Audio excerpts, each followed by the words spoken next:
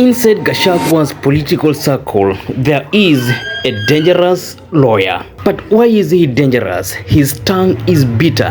It is vicious. What comes from his mouth is terrible. Not just terrible. I don't have the right word to describe, but in other words, I can say it is corrosive. It is caustic. At some point, Ndegwa Njiru was Gachagua's fiercest critic, as you can see in this tweet. Now he is Gachagua's adulator.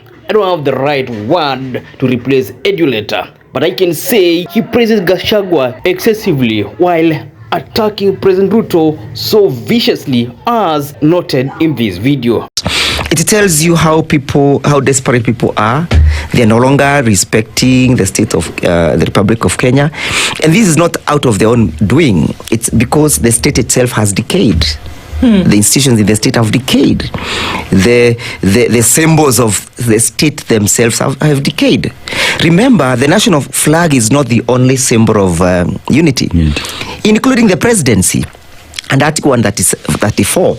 Article 134 creates the presidency as a symbol of national unity. So if the presidency itself has decayed, what do you expect of other national symbols? He has failed to breathe life and confidence and respect to those other national symbols. Because if the presidency itself is as insensitive as the standard says, and by the way, the standard, you're doing the Lord's work, continue injecting the way you're injecting, what do you expect of the people?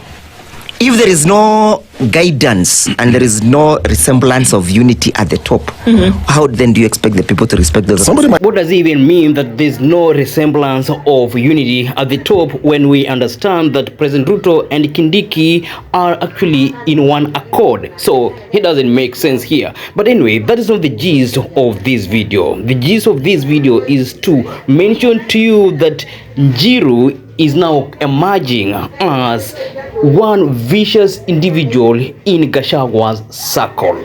Anyone that criticizes Gachagua becomes his target. Like right now, he is viciously attacking Matiangi just because Matiangi is associated with Jubilee. In fact, he called Matiangi a state project, or in other words, he is Ruto's project. He has been attacking Matiangi. But again, you wonder if the opposition has to stay united, and here we have a figure close to Gachagua attacking someone who is likely to be the presidential flag bearer for the united opposition.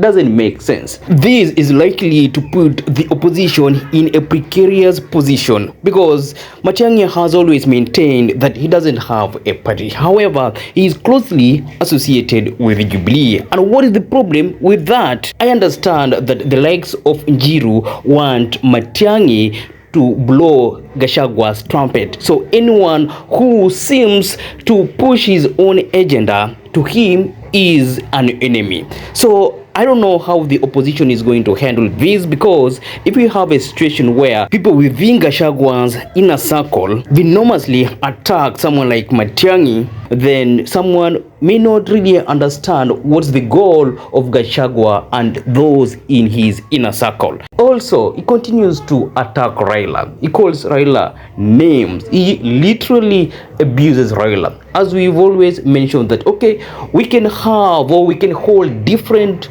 political views, but that should not lead to personal attacks. But when you go online, specifically on X, he has called Raila names, and the most recent one being octogenarian. He described Raila as such. Okay, we understand Raila is in his 80s, so age shouldn't be an issue here. But the way he attacks Raila, and fortunately, those within Raila's circle say that, when this guy was reading from the same script with Raila, he used to go there for handouts. So Raila used to support him. But right now, the hand feeding him is that of Gachagua. He feels that Raila is now too old. So with that, he feels that he has the liberty to abuse Raila the way way he wants. Candidly speaking, Gachagua cannot have the audacity to say that he is pro-people or he is fighting for Kenyans when within his circle he has such hate mongers. So that is something that perhaps Gachagua should look himself in the mirror, because within his circle he has the likes of Njiru, and also there's another one that I mentioned at some point,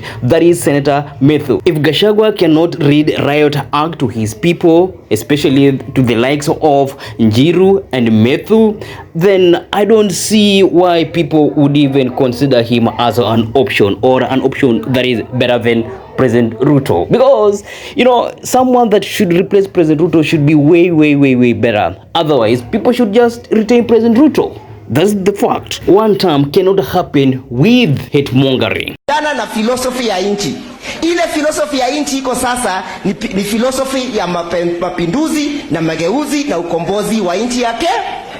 Mimi ninawasihi muende mujisajili na chama cha Wiper Patriotic Front, kwa sababu kama Kalonzo Musyoka hana wafuasi ambao wamejisajili na chama, hataweza. Mutajisajili na chama cha Wiper Patriotic Front, mutaamua kujisajili. Wangapi watajisajili? Harambee!